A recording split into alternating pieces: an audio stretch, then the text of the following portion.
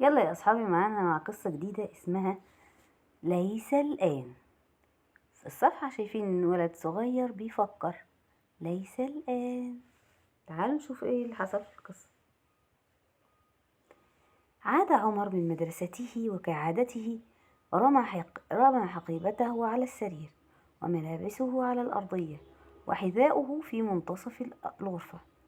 قالت الأم: يا عمر، رتب غرفتك.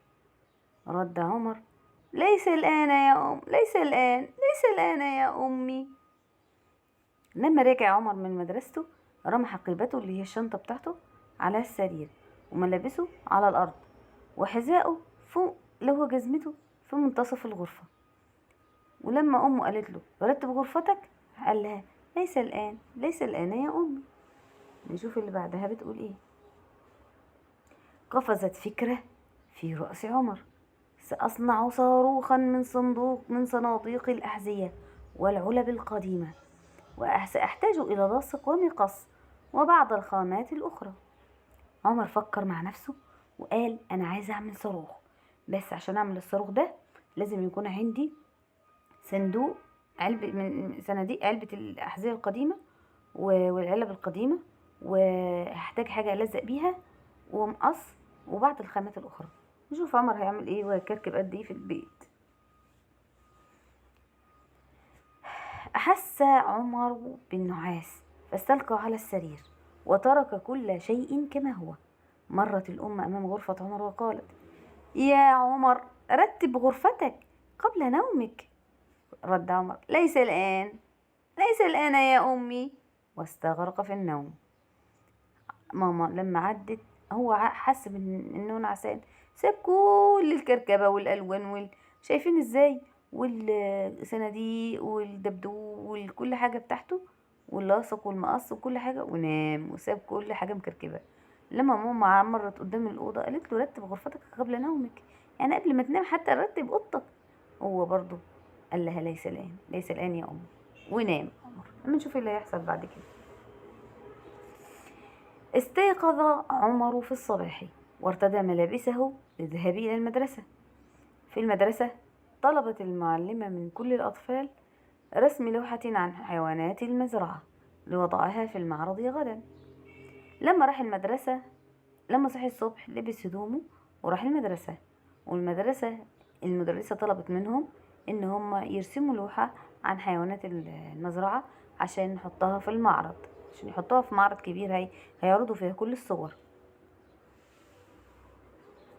عاد عمر إلى المنزل في غاية الحماس، فهو يحب الرسم. أسرع بعد تناول الغداء إلى غرفته. قال عمر: أين كراسة الرسم؟ وأين الألوان؟ ها هما اللونين الأصفر والأخضر، ولكن أين البني لألون بيت الدجاج؟ الأوراق الكبيرة أين وضعتها؟ لا أجد الممحى.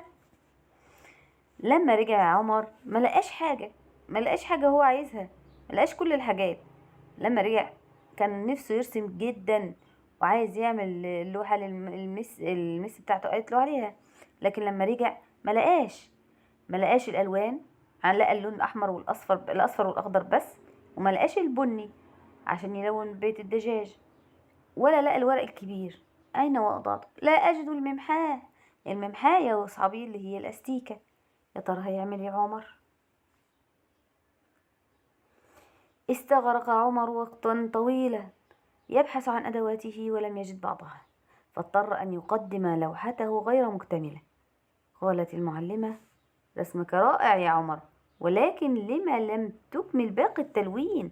كادت أن تكون لوحة رائعة. عمر خد وقت طويل جدا عشان يدور على الحاجات، فطبعا وفي حاجات ما لقاش، فالرسمة ما كانتش كاملة. اضطر يوديها للمعلمة، لكن هي ما كانتش كاملة لأنه ما لقاش باقي الألوان عشان يلون الصورة بشكل جميل. المعلمة قالت له: كادت أن تكون لوحة رائعة، يعني لو انت بس كنت عملت كل الألوان وخليتها جميلة كانت هتبقى لوحة جميلة جدا. بص عمر حزين ازاي حتى في الصورة. عمر فكر فكرة شكله، بس رافع صباعه ازاي. عاد عمر من مدرسته ودخل غرفته فورا. نادت الأم: يا عمر، رتب غرفتك. رد عمر: الآن يا أمي، الآن. خلاص دلوقتي أنا هنضفها حالا حالا، الآن يعني حالا. لو انتوا شايفين كلمة الآن اهي في آخر الكلام، هتلاقوها متكررة كتير جدا في الدرس بتاعنا، ولازم ناخد بالنا منها. تتكتب ازاي وشكلها ازاي، واخرها حرف النون. عمر بقى الجميل بص عمل ازاي. قرر عمر ترتيب غرفته وأدواته ووضع كل شيء في مكانه، فوجد باقي الألوان تحت السرير. واللاصق في علبة اللعب، والأوراق مع الملابس. رسم لوحة أخرى للحيوانات، ولكن هذه المرة كانت رائعة وعلى ورقة كبيرة بألوان مبهجة ومتنوعة. عمر لما قرر يرتب أوضته وأدواته وحط كل حاجة في مكانها، لقى باقي الألوان تحت السرير، ولقى اللاصق اللي بيلزق بيه الحاجات في علبة اللعب، والأوراق ما هو لقاها جوه الهدوم، مش عارف ازاي، ما هو كان مكركب كل حاجة بقى. ورسم لوحة كبيرة بقى جميلة وكانت رائعة، رسمها على الورق الكبير ولونها بكل الألوان، لأن مفيش ولا لون ضايع منه، وخلاص هو رتب حاجته. لما بترتب حاجتك بتلاقي كل اللي ضايع منك. في صباح اليوم التالي أسرع عمر إلى معلمته وأعطاها اللوحة التي رسمها، فنظرت المعلمة وابتسمت وقالت: رسم رائع يا عمر، وألوان متناسقة، ما الذي جعلك تنجزها اليوم بشكل أفضل؟ المعلمة احتارت، قالت: ايه الجمال ده يا عمر، ده ازاي انت المرة دي اللوحة جميلة جدا وبألوان كاملة وشكلها تحفة وجميلة جدا، انت ايه اللي خلاك المرة دي عملتها بشكل افضل؟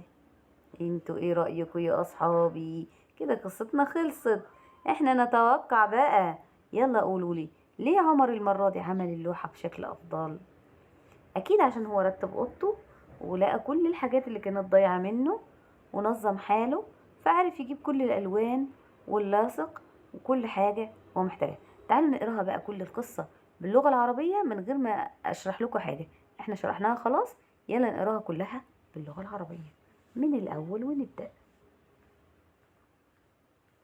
اسمعوا كويس وركزوا معايا يا اصحاب.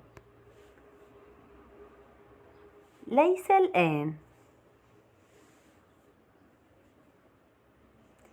عاد عمر من مدرسته وكعادته رمى حقيبته على السرير وملابسه على الأرضية وحذاءه في منتصف الغرفة. قالت الأم: يا عمر، رتب غرفتك. رد عمر: ليس الآن، ليس الآن يا أمي. قفزت فكرة في رأس عمر: سأصنع صاروخا من صناديق الأحذية والعلب القديمة، وسأحتاج إلى لاصق ومقص وبعض الخامات الأخرى.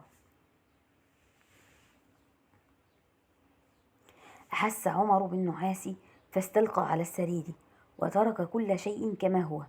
مرت الأم من أمام غرفة عمر وقالت: يا عمر، رتب غرفتك قبل نومك. رد عمر: ليس الآن، ليس الآن يا أمي، واستغرق في النوم.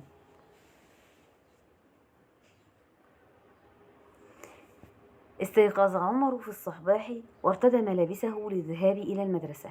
في المدرسة طلبت المعلمة من كل الأطفال رسم لوحة عن حيوانات المزرعة لوضعها في المعرض غدا.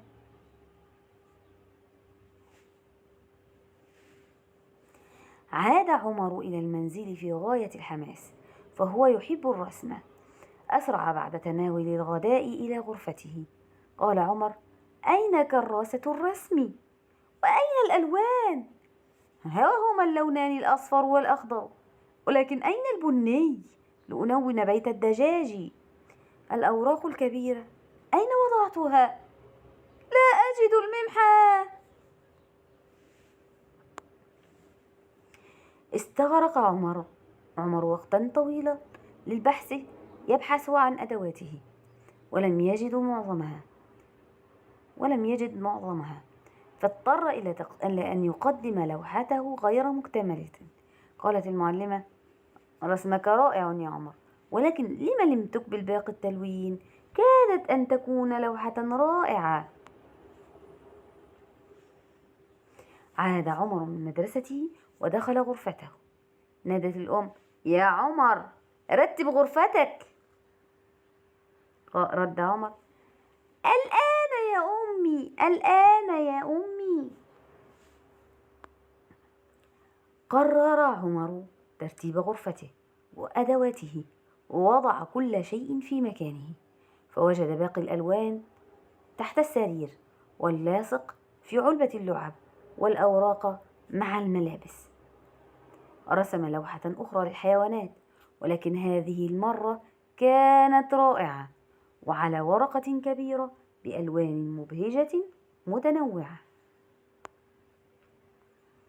في صباح اليوم التالي أسرع عمر إلى معلمته وأعطاها اللوحة التي رسمها، فنظرت المعلمة وابتسمت وقالت: رسم رائع يا عمر، وألوان متناسقة. ما الذي جعلك تنجزها اليوم بشكل أفضل؟ وتوتة توتة، خلصت الحدوتة.